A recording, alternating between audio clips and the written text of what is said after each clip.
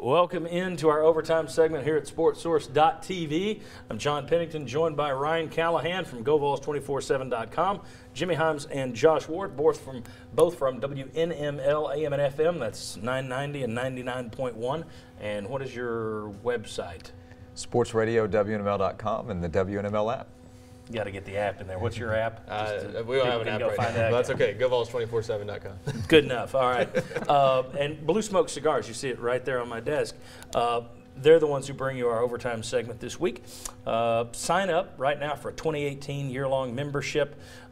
Personal lockers for cigars and spirits. HD TVs all over the place. Card tables, golf simulators.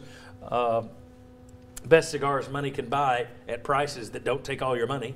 And then also, great conversation, great place to relax.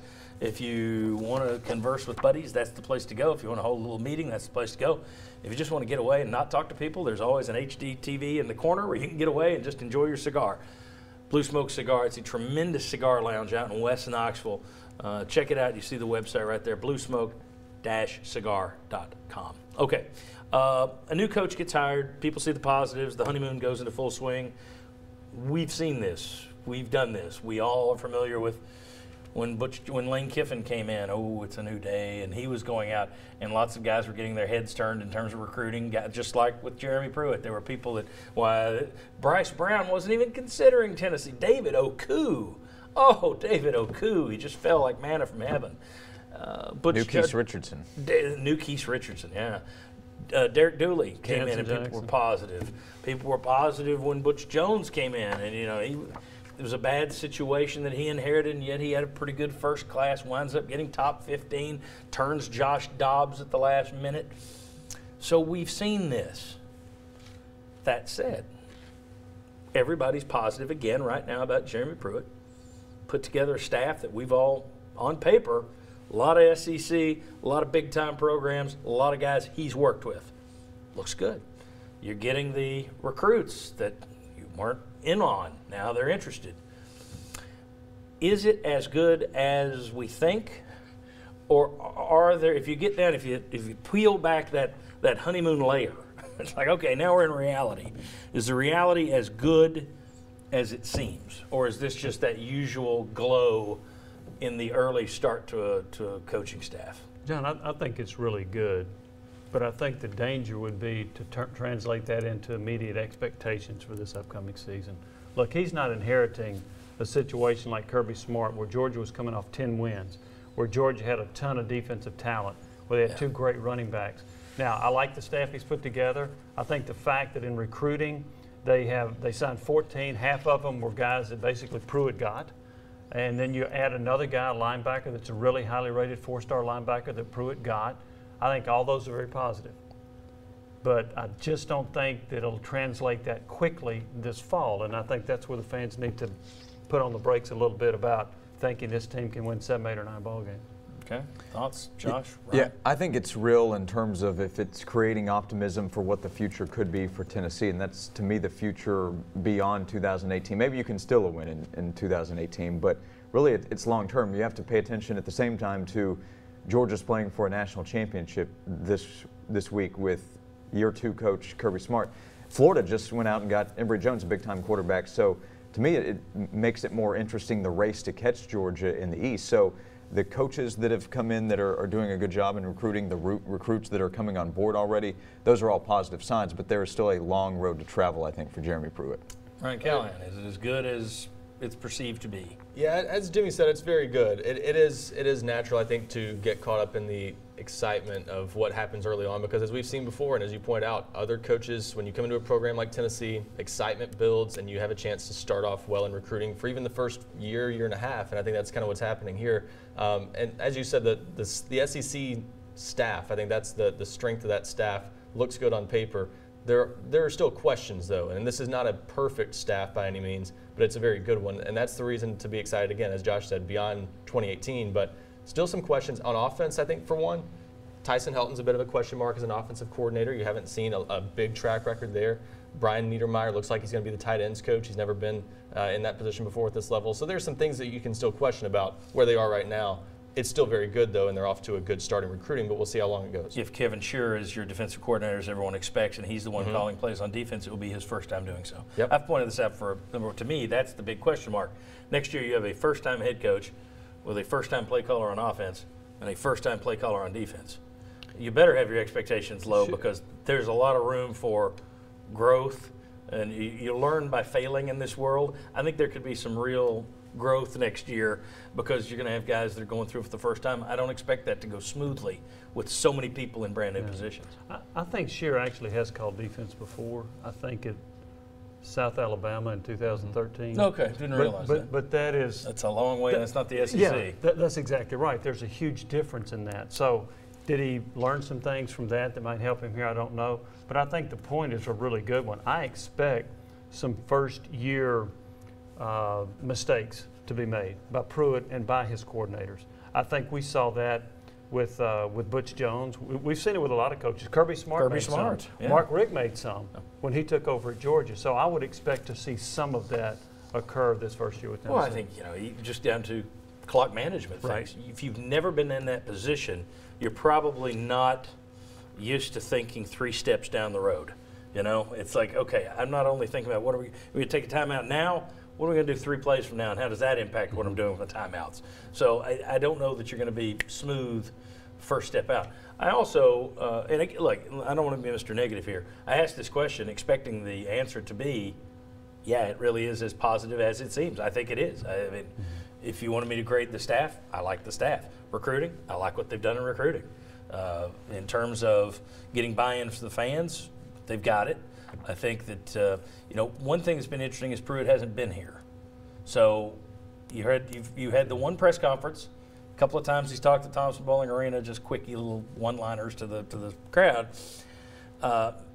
Whether that's helped him or hurt him, I don't know. The more you talk, the more danger there is in saying something bad that won't work. But I like most of it. But you also have to have the realization that how many times have we sat here and we in the media have thought, ooh, that's a good hire. And fans have just, oh, my goodness gracious, Dave Clawson. Oh, the claw fence. He likes to get the ball to playmakers in space. I remember that was a big deal. Most offensive coordinators wants to give it to the fullback in a congested I like slower-footed guys, in a crowded area. Yeah. That's my move. Dave Clawson, Bob Shoup. Oh, man, you remember the countdown. It was you were praying. The people are on Twitter refreshing. Please tell me Penn State hasn't been able to keep him. Didn't work out. So the idea that, ooh, look at this class, this staff. Yeah, it looks good.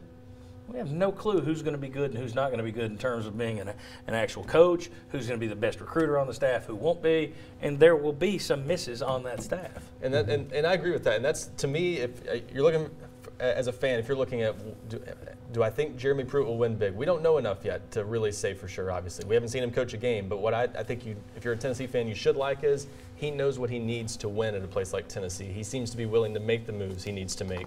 He knows what a good staff looks like from being at Alabama and Florida State and Georgia and places that have good staff. So he's not saying we're going to hire the best staff in America and bring in guys that don't have SEC experience like Butch Jones did. I think that's a big deal. So if you're looking at that, I think he's going to make the moves he needs to make in year 2, year 3. That's what you should be encouraged about. But we still don't know if he can win big as a head coach. I'll tell you another red flag, too, along those lines. If you end up replacing those assistants within a few years, like Butch Jones did, I mean, he made, 5 or 6 different changes? A lot of turnover. You make that many changes in 1 year, then you've kind of admitted, oops, this staff isn't what I thought it was. If that occurs, then you realize that this staff isn't what you thought it was when Pruitt put it together. Yeah, let's see how everybody works together, because you have all these coaches that are in new positions. Philip Fulmer's in a new position as an athletic director, and he's been managing a lot of what's gone on over the last month.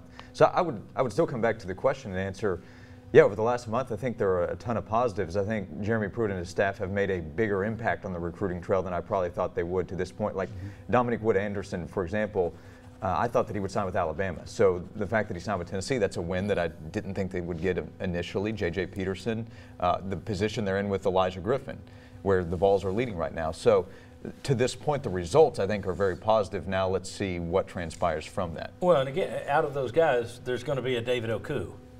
I mean, that's just history and odds and everything else says you'll have at least, out of 3 good guys, you'll have a David Oku, maybe 2 David Oku. That's just the way the recruiting works. So It all looks like sunshine and roses at the moment, but when you get into it, there are going to be some roses that don't grow. You're going to have some sunshine that's covered in clouds. I mean, it's not going to be perfect, but on paper, it looks like a good start. Let's talk quickly about the SEC East, okay? You've obviously got to jump Georgia. Now, Georgia's going to lose a lot of seniors, but the way they're recruiting is scary. And they've really just been waiting on somebody. Well, actually, Mark Richt had been taking advantage of it. They just need somebody there who could come in and take advantage of that fertile recruiting ground. And Richt, they got tired of him just winning 10 games every year. Kirby Smart may win a national championship. My guess is his career will look a lot like Richt's. I can't see him averaging more than 10 wins a year. That'd be a pretty good run if he does. So I think you're going to have to jump Georgia. Florida, they got rid of their coach, but they've been to the SEC championship game time and again over the years. And Dan Mullen's a guy who's won in the league before at a rough place. And they've got that's a talent advantage in Florida. Missouri, especially with the Derek Dooley hire, you're not worried about them. Vanderbilt, they're better than they were. They're not the Vanderbilt of the 80s. Kentucky, Mark Stoops has them, if they're a 7-8 win team every year, that's not the old 2-10 Kentucky that Philip Fulmer and Johnny Majors thrived on. And then you got South Carolina, which I still don't think Will Muschamp is not as bad as people think. I mean, everybody thought that was going to be a train wreck what he inherited from Steve Spurrier. It hasn't been. 9 wins in year 2 at South Carolina. And Pretty goes good. and beats Mr. $9 million a year, Jim Harbaugh, which I enjoyed. Anytime that guy, just throw money at the problem, it'll work. He's the proof it doesn't. But you look across the East there, all right, where does Tennessee, what is the ground, what is the playing field they're in? It's not as easy as it was. We may be saying it's easier than it was at some points under Jones because the East has been down. But overall, whereas the top of the East, maybe Florida hasn't been where they were, some of these bottom feeders, South Carolina and Kentucky, when Fulmer was there, when Majors was there, those were 2-win teams. Majors just got 1 year of that and lost. But those weren't good teams. They're better now. So do you look at the East and say, it's a little more challenging? Or do you say, nah, it's not as challenging because you don't have a dominant Florida up there? Where are you?